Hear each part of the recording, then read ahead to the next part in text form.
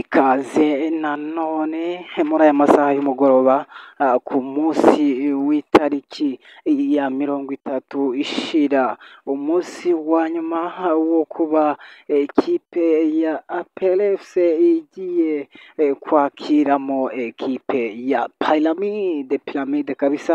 Abafana bavuze byinshi ndetse n'itangazo rigiye hanze rishyizwe hanze n'umuyobozi w'abafana Sajenti bamwita kabisa, fan club bamwita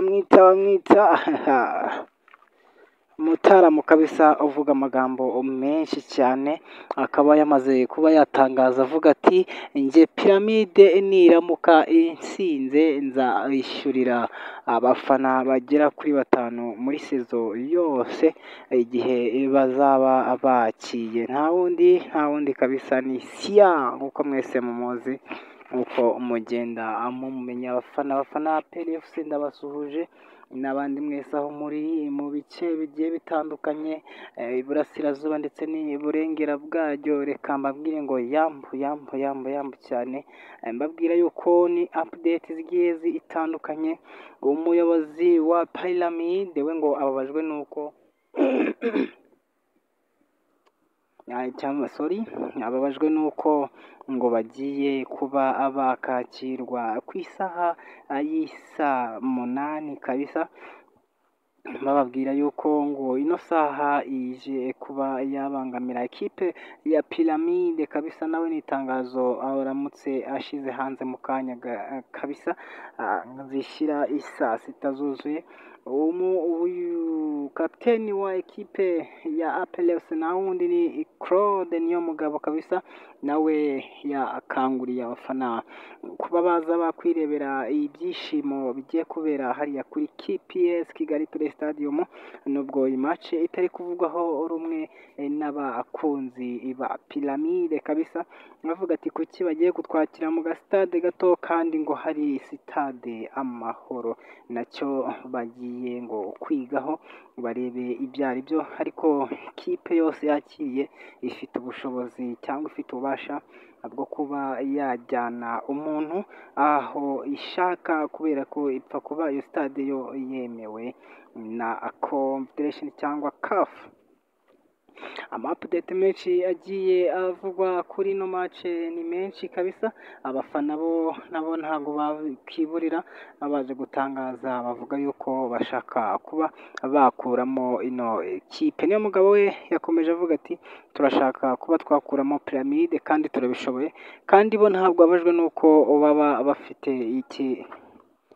ikibazo cy'uko Pyramide bayitombora, ahubwo ati ayo makipe matoya akuyatombora nicyo kiba ari ikibazo, kuko iyo uramutse utomboye amakipe matoya yagutsinda usigara babaye inkuru yuko watsinzwe n'abana.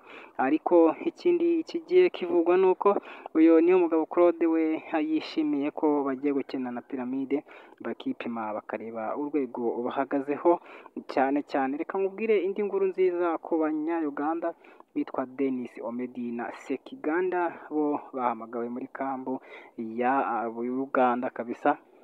ngo nibamara kuba bakina imikino bafite vuba aha ngaha, nabo barashaka uburyo bazakwerekeza mu gihugu hariya hakurya kabisa, bareba uko ibintu bigiye byifashe. Si n'ibyo ngibyo gusa, witwa Mamadusi nawe yaje kuba agira ibyo ashyira hanze atangaza. Yavuze ati ino ekipe ntabwo dutewe ubwoba nayo, ntabwo dutewe ubwoba nuko yaba ari Pyramide ari n'iya mbere muri Afurika, oya ibyo ntabwo bidukanga, ahubwo icyo dushaka ni ukuzigaragaza nk'abakinnyi bashya turi mwino ekipe ya APR FC.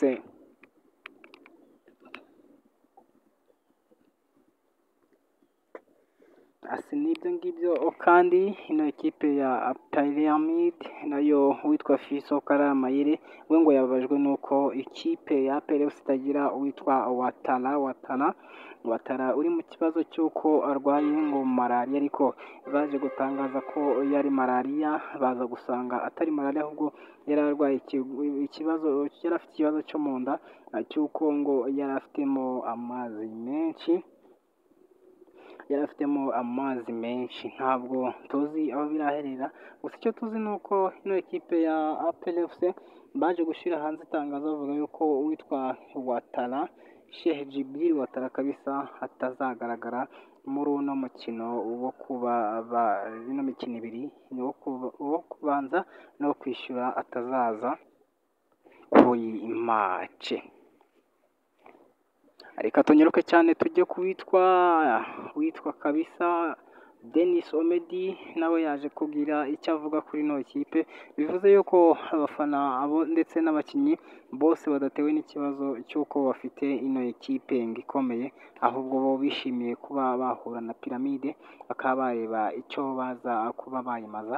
Nta kindi bagiye kwimaza, ni uko ngo bavuga yuko ngo bagomba kuyitsinda home and away.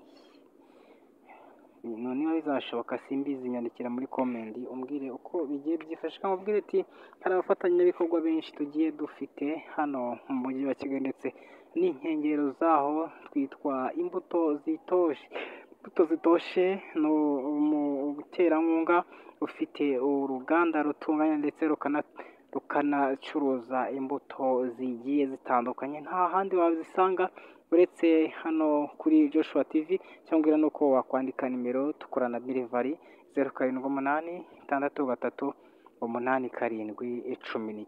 0783871915.